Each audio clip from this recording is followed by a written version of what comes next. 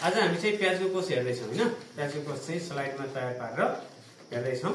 त्यसको लागि आवश्यक सामग्री सबै हामीले यहाँ रेडी पारिसक्यौँ हैन। यो चाहिँ ग्लिसरिन हो, यो साफ्रानिन, हामीलाई प्याज चाहियो हो।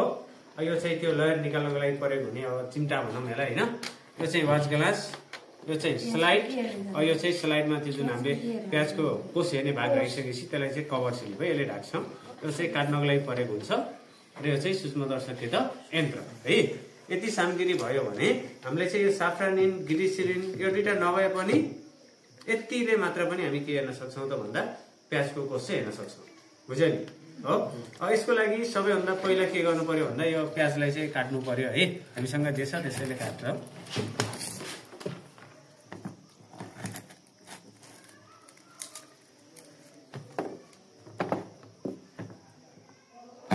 सानो भाग भए नि हुन्छ। अब यो प्याजको हामीलाई यो भाग राख्ने होइन है, यो भाग चाहिँ राख्ने होइन। यहाँभित्र के छ भन्दा एउटा पातलो झिल्ली छ, बुझ्यो। यहाँ के छ त भन्दा यो पातलो झिल्ली, त्यो झिल्लीलाई निकाल्ने है। यो झिल्ली चाहिँ यसरी निकालिसके पछाडि अब हामी चाहिँ यसलाई केमा राख्छौँ भन्दा वाच ग्लासमा राख्छौँ, ठिक छ। यो पातलो झिल्ली है। अब यसमा हामी थोरै साफ्रानिन हाल्यौँ भने यो चाहिँ कलर देखिन्छ क्या, रङ्गीन है। यसले रङ्गीन स्पष्टसँग चाहिँ देखिन चाहिँ मद्दत गर्छ होइन। यसमा चाहिँ हामी थोरै साफ्रानिन राखौँ।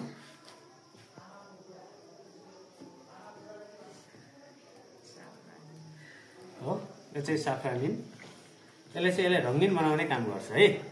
हाम्रो बुकमा जस्तो देखिया छ हामी त्यस्तै चाहिँ स्लाइड तयार पार्दैछौँ।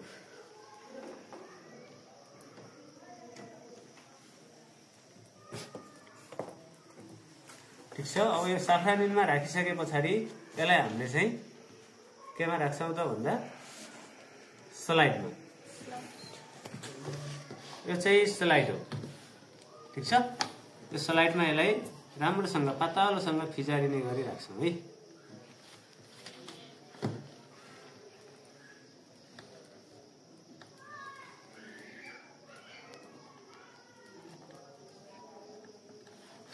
सानो भाग राखिने हुन्छ है, हाम्रो ठुलो भाग भएको छ, सानो भाग राखे पनि हुन्छ है।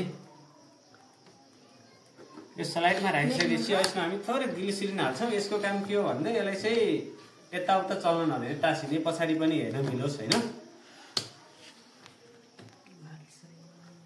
थोरै राख्छौँ, थोरै।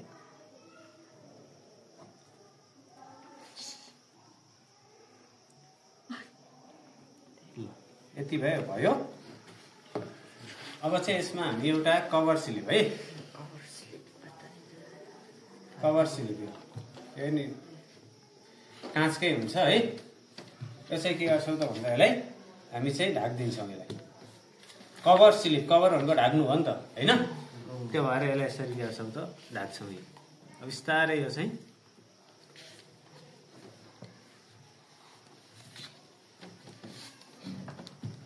लगभग हाम्रो स्लाइड चाहिँ के भयो, तयार भयो है। स्लाइड के भयो त तयार भयो है। हल्का एकछिन सुक्यो भने यो चाहिँ यताउता सर्दैन। अब यो तयार भइसके पछाडि यसलाई चाहिँ हामी अब सूक्ष्मदर्शक यन्त्र है, यहाँ यो चाहिँ मिरर हो, यहाँ चाहिँ अब यो इलेक्ट्रिक है, बिजुलीबाट चाहिँ प्रकाश दिने हुँदा यहाँ चाहिँ लाइट पनि जडान गरेको छ।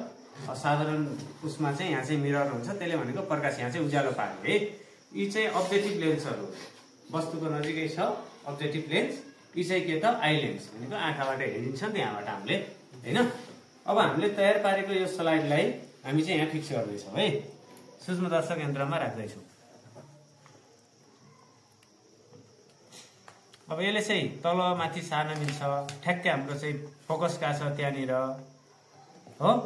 अब यसले चाहिँ दायाँ बायाँ सार्न मिल्छ यी होइन।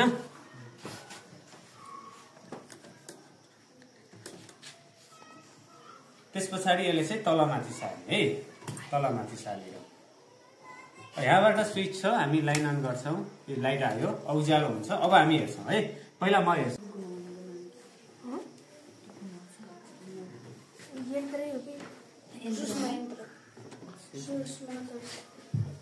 हामीले अब्जेक्टिभ लेन्स चाहिँ फेर्न नि सक्छौँ है। यो 100x को रहेछ, पहिले चाहिँ हामी 10x को है 10 गुणा बढी त्यसको प्रयोग गर्दैछौँ।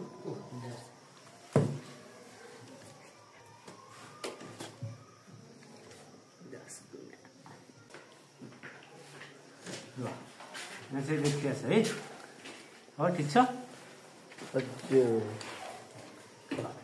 हाम्रो चाहिँ प्याजको कोषको स्लाइड तयार भइकन यहाँ चाहिँ देखिसकेको छ हैन। एक एकजना चाहिँ यसो गरेर यता तार्छ हैन, यताबाटै आऊ अनि यहाँबाट हेर्ने हुन्छ, यहाँबाट जुनबाट हेर्ने देखिन्छ है। तिमीहरूले दुईटैबाट हेर्छौ भने पनि आँखाको मिलायो भने दुईटैबाट हेर्न नि मिल्छ, ठिक छ। हो एक एकजना ल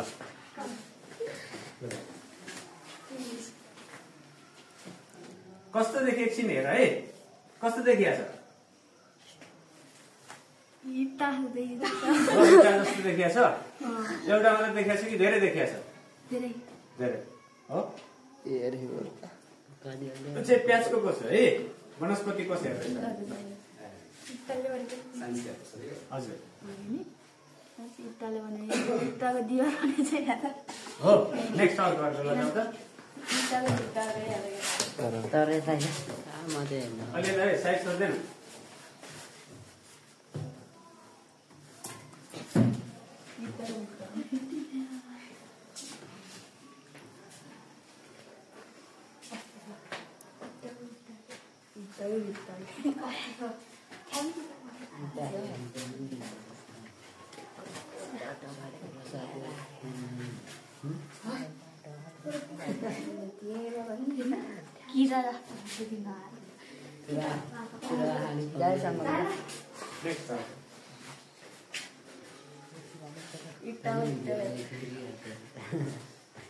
तेरो नि भन्छ कि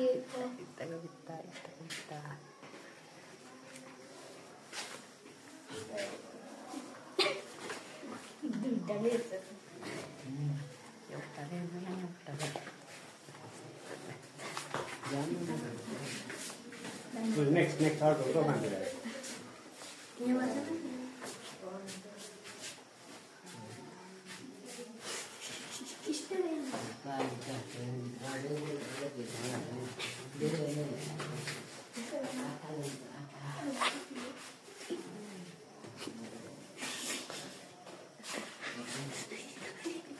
देखियो। अर्को को मागिरह्यो?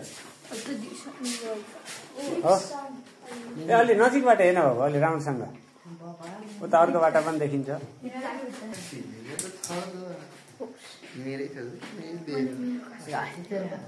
देखियो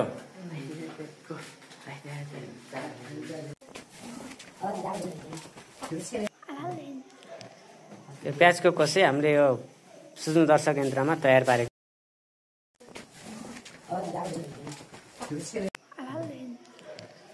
यो प्याजको कोष चाहिँ हामीले यो सूक्ष्मदर्शक यन्त्रमा तयार पारेको।